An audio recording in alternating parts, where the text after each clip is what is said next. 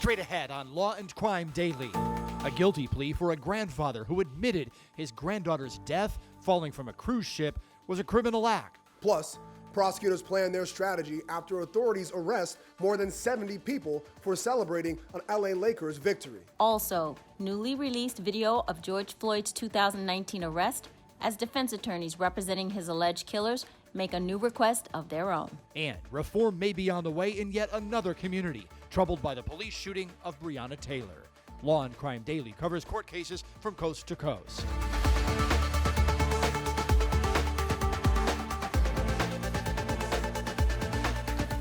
And welcome everybody to Law and Crime Daily. I'm Aaron Keller along with Brian Buckmire and Terri Austin. We begin with a plea deal for a grandfather in the heartbreaking death of a little girl. Prosecutors say Salvatore Anello dropped his 18-month-old granddaughter from an open cruise ship window in Puerto Rico. Chloe Wigand died from the 150-foot fall. Anello is agreeing to plead guilty to negligent homicide months after saying he would do so to try to help end part of this nightmare for his family. The deal allows him to avoid jail time and serve probation in his home state of Indiana. According to testimony from the family, Anello helped raise the little girl who died. He claims he held her up to the window thinking the glass would hold her. The window was in fact open. An attorney for the victim's parents released a statement saying, in part, this decision was an incredibly difficult one for Sam and the family, but because the plea agreement includes no jail time and no admission of facts, it was decided the plea deal is in the best interest of the family so that they can close this horrible chapter and turn their focus to mourning Chloe and fighting for cruise passenger safety. This story, however, doesn't end with the criminal case. Terri Austin can tell us about an ongoing civil suit. Terri. Aaron, the little girl's family filed a wrongful death lawsuit against Royal Caribbean. It's filed in federal court in Miami. The cruise line has moved for the lawsuit to actually be dismissed, releasing surveillance photos of the incident they claim shows Anello leaning out of the open window for several seconds, reaching down and lifting up Chloe, and then holding her out of the window for 34 seconds before losing his grip and dropping her 11 stories to her death. An attorney for Royal Caribbean wrote in the motion to dismiss Anello's actions, which no reasonable person could have foreseen, were reckless and irresponsible, and the sole reason why Chloe is no longer with her parents. So, Terri, the civil suit contains some damaging accusations of its own. As for the criminal case, though, is negligent homicide the right charge here?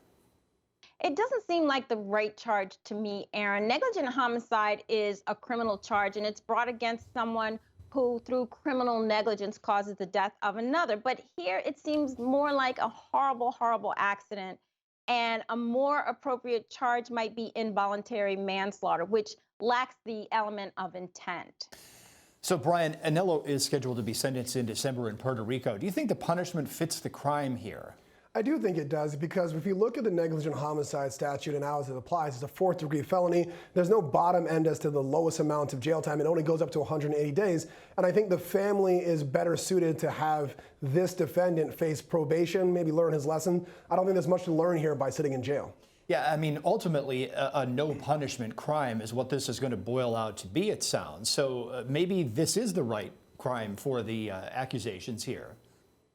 I think I wouldn't say no punishment, because you still have that homicide record on you, and that is going to affect you in some way. No punishment would be that there's no jail time, but probation is a punishment in and of itself.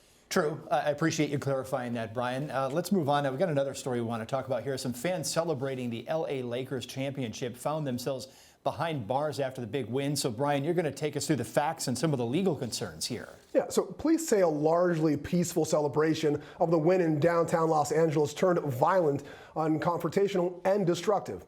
A crowd of more than 1,000 gathered in around the Staples Center after the game. Some began throwing glass bottles and rocks at the LAPD. Now, they arrested 76 people for vandalism, assault on a police officer, and failure to disperse. 2 people were injured by the police. 8 officers were taken to the hospital for medical treatment. So, Brian, ultimately 76 fans arrested for celebrating the local championship. It's a lot of cases in a city where everybody's happy over the win. How can prosecutors move forward here? It really depends on the charges. You're going to see some of these charges, like failure to disperse, fall away. They'll most likely be dismissed. Vandalism, it depends on the extent of the vandalism and the evidence against them. They're either going to be prosecuted for low-level charges or dismissed. Now, the assault of the officers, depending on the level of those injuries, they can see some pretty hefty charges being weighed against them. You had some interesting concerns about trying to prosecute one of the specific cases. Yeah, so we actually saw some information that an individual who said F. Kobe Bryant was actually assaulted. It's pretty much a gang assault by a number of Kobe fans. I think the prosecution is going to have a hard time finding witnesses in LA to testify against him and also find a jury to find them guilty. This might be the first time we see a prosecutor ask to change the venue. Yeah, I mean, everybody there loves Kobe Bryant, and many other people outside of LA love Kobe Bryant. He's a very famous man. So that'll be an interesting one to see go to trial, assuming it gets that far. Brian, appreciate the update there. And still ahead on Law and Crime Daily, a foiled plot to overthrow the government. Why the FBI says not one, but two governors were the targets. And later on, new video released in the George Floyd case. It's the defense for 4 ex-cops. A 14th person has been charged in the alleged domestic terrorism plot to kidnap the governor of Michigan. Brian Higgins is being accused of being part of a rogue militia group plotting to overthrow the government and take Governor Gretchen Whitmer from her vacation home. Michigan's Attorney General says some of the defendants participated in demonstrations at the state capitol. The indictment comes as we learn more about the plot unraveled by a confidential informant and an undercover agent. The defendants are also accused of plotting to kidnap Virginia Governor Ralph Northam. An FBI agent testified the men discussed taking out sitting governors due to their coronavirus-related lockdown orders. A person who attended a June meeting with the men in Ohio came forward to authorities with concerns over potential violence. Undercover agents embedded with the group for months, tracking their encrypted communication and clandestine recordings. Attorneys representing several of the former police officers accused of playing a role in the alleged murder of George Floyd are again complaining of stalking and harassment as they leave the courthouse. The attorneys are renewing complaints which date back to a similar hearing in September to one held this week. This time, they're asking a judge to admit into evidence a video which shows the alleged stalking and harassment. The attorneys for the ex-officers say the incidents prove the trial should be moved out of the area. And the judge overseeing the case also authorized the release of victim George Floyd's 2019 arrest by police. The video shows an officer approaching Floyd, who was seated in a car, asking him to undo his seatbelt. And Floyd said he feared being shot. In the words of the officers, he kept moving his hands in a way which made them nervous. Here's some of the nearly 17-minute-long recording. Just keep your hands out where I can see them. Hey! Let me... Keep your hands where I can see them. Okay? Put them up on the dash. Put them on the dash. I'm not going to shoot you. Put your hands on the dash. Put your hands on the dash. The last time I'm going to tell you that. It's simple. He keeps moving his hands around. He won't listen to what I have to say. Okay? Put them on your head. Top of your head. Open your mouth. Spit out what you got. Spit out what you got. I'm going to tase you. Spit it out. He's eating. Don't you jerk away from me. You're not going to get beat up or nothing if you just follow what we're asking you to do. I apologize to him, man. I apologize, man. I apologize. Yeah. Here, come on over here. I got my paper. I got something in here. He's got... Take me to my car, man. Please, Hang on. man. Please, somebody help me, Hang man. on. Oh, my God, man. Damn, man. Is there anything in No, there? listen, man. Damn, man. I'm going to take my man. Hey, relax. I work, man. I'm a boss, man. I'm working something in the office, man. They're going to take my money, man. I am saying about taking your money. I'm pulling it out right now. Have a seat. All the way in. I got to get all the way in there. Slide on over. I know you're a big man. You're going to have to slide in. It's you, man. You're going to have to slide in. He didn't have any ID on him. Floyd admitted to taking as many as 8 narcotic painkillers and said he was struggling with addiction. Officers got him to a hospital where crews were concerned about his blood pressure, according to records cited about this particular incident from the Washington Post. And coming up on Law and Crime Daily, another community pushes for reform because of the police killing of Breonna Taylor. Plus, new perspective on attempts by a young man who videotaped.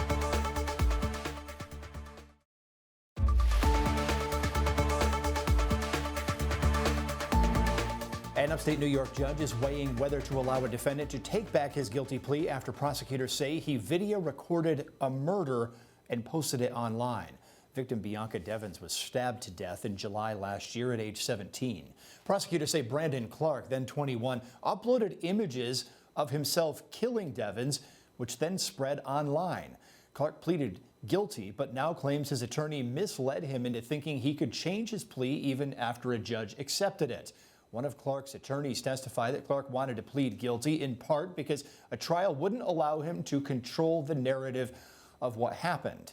Local crime and courts reporter Joleen Ferris has been covering the case. I spoke with her recently about how the community and the victim's family is handling the developments we just talked about and whether she thinks a trial could be ordered. He was pretty stoic. I would call him unflappable in spite of some questions that were probably designed in substance and perhaps also delivery, maybe to bait him or get him going a little, like, well, where did you go to law school? When he was citing his own legal research regarding the matter, but he was pretty unflappable, pretty stoic and even keeled. What were people in the gallery saying? What was the reaction from the victim's family, for instance? Well, they were there. They've been there every day and they will be there every day, but they're very calm and they say they're not going to harbor hate in their heart over this. They just want to see justice done for their daughter and granddaughter. Her grandfather's been sort of the family spokesperson. Her mother was there as well. But they're just really hanging their hopes on the judge refusing to give Brandon Clark his trial, refusing to let him withdraw his plea. And of course, we know the judge said he'll have a written decision by October 30th. He wants everyone back in court November 10th, at which time he'll either sentence him or schedule further matters. Any sense of where the judge is going to go with this? If I had to hazard a guess, I would think he would probably give him a new trial, but that's just me, guessing. No one wants to be overturned on appeal and, let it be heard. How do people react to this case locally? They spoke of 2 videos yesterday, not only of, the crime itself, but a video taken as she lay dying. So just, victim Bianca Devins' grandfather too keeps saying, what could be in your heart for someone to not only commit the act, but want to record it and show it to family. And then there are people that continue to push this at the family, so they're being re-victimized every time someone sends them another copy of this video that's out there on the internet. Yeah, and the big thing is too, if this does go to trial, obviously they're going to have to sit through it and see it possibly in a room with strangers again, and they've already said they'll be there every step of the way. So, that's another thing sort of hanging over everyone's head, is having to see this horrifically graphic video in court. So, Brian, there are many twists and turns to this case, and Clark's attorneys testified at the recent hearing about whether the plea should be allowed to stand or whether it should be withdrawn, that they did everything properly. But Clark claims his attorneys told him that he could change his plea basically even after the judge accepted it. Does that make any sense to you whatsoever? What Clark is saying that his attorney told him doesn't make any sense. And I actually think he's not going to get a new trial. I believe that the judge is insulated in the fact that the judge went through the plea allocution with him and he understood it there. And also, to break attorney-client privilege is huge. And so for the attorney to testify in the way that he did, so long as he's found credible, I think that the judge has something to hang their hat on. Yeah, I mean, it's important to note that the defendant agreed to waive the privilege basically because the defendant testified as well and said, my attorney did everything incorrectly. Terry, we've talked about this case a lot, but the re-victimization of the family is leading them to try to push for changes to the laws in New York State. Yeah, and it's a great bill because what it'll do, it'll hold big social media companies accountable, companies like Facebook and Instagram, and they'll be accountable for the spread of graphic content like we saw here. But the other great thing is the bill empowers the FTC and the Attorney General to enforce the requirements and impose penalties on these companies. So I think there'll be some accountability there.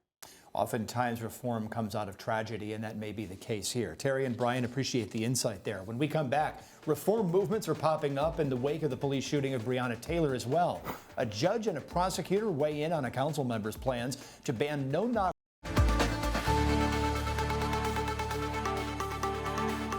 We've talked before on this broadcast about pushes for reform in the state of Kentucky after the police shooting of Breonna Taylor. But other people in other places are also asking whether a ban on no-knock warrants might avoid tragedy in their own communities. Taylor was killed when police executed a warrant written as a no-knock warrant. Taylor's boyfriend says he's 1,000,000% sure that nobody identified themselves, though the police say they did announce their presence. The boyfriend, Kenneth Walker, said he grabbed his gun when he heard the noise, and he legally owned that gun, thinking an intruder was trying to break in. He admits firing a shot. Gunfire then erupted, and police shot and killed Breonna Taylor. A city council member in Cincinnati, Ohio, now wants to ban no-knock warrants in his city, but it's not up to him or his fellow council members. They can only tell the city manager that they want this ban, and it's up to the city manager to implement it. I've done a lot of research. I talked to a lot of national groups, and it's just my opinion that no-knock warrants put officers, civilians, and unintended people at risk. There are officers who have been killed. There are officers in Breonna's case that were shot in the foot. In another case, a no-knock warrant was issued, and a device went into not a bomb, but something that spread smoke, went into a baby's crib, and the baby had to be put into a medically induced coma. My motion, we're going to revise my motion. It's going to be broader than just banning no-knock warrants. There will be exceptions for kidnapping or human trafficking, and it's really going to talk and focus on how raids are conducted. So we're going to make sure that raids are conducted during the day. Breonna Taylor, the raid was conducted after midnight. They were in their bed watching a movie, and so you don't expect police officers to be barging in after midnight when you've done nothing wrong. That's just one view. County Prosecuting Attorney Joe Deters says no-knock warrants are rare and that the city council should listen to experts before legislating. I should note for you, number one, they're an important tool for law enforcement in some cases. But number two, they are very, very rarely used. For instance, we served probably over 2,000 search warrants last year, and less than 5 were no-knock warrants, and less than 3 were executed that led to an arrest. Right now, the standard to the judge is a good cause, and the Attorney General wants to move it to probable cause, which is a little bit more stringent, that there's a likelihood a crime's been committed, and there's a likelihood that this is the person who committed the crime. So in that respect, it will toughen the ability to get them. No, the city council should learn how to be city councilmen first, not cops. They don't know what they're doing. And I know it's well intended, that what they're trying to do, but they are not experts in this field, and they should be relying on those experts. The presiding judge of the Hamilton County, Ohio Court of Common Pleas believes no-knock warrants may be necessary in some situations. I can appreciate people's concerns about the no-knock versus knock, and the one thing I would caution everybody is you shouldn't respond on an anecdotal basis.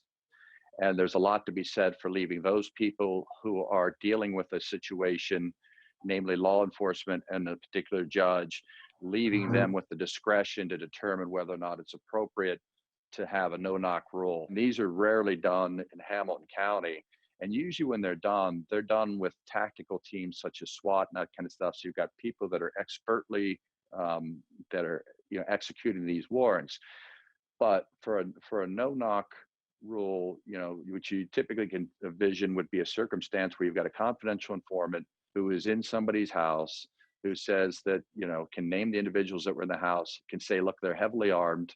They can check the criminal history, and they can realize that the individual that they're after has a significant criminal history of violence, whether it's felonious assault or some other violent crime such as that.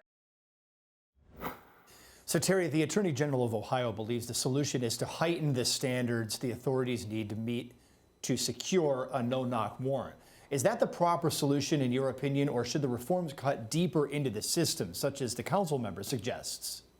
You know, I think that you could make an argument that you could raise the standards and limit the use of these no-knock warrants, but it would have to be extremely limited. I wouldn't want it to have anything to do with, drugs or guns. Only if someone is kidnapped, for instance, would I want to go in there without knocking. So I think there's a lot of danger behind a no-knock warrant, and it's dangerous to the police and it's dangerous to the people behind that door.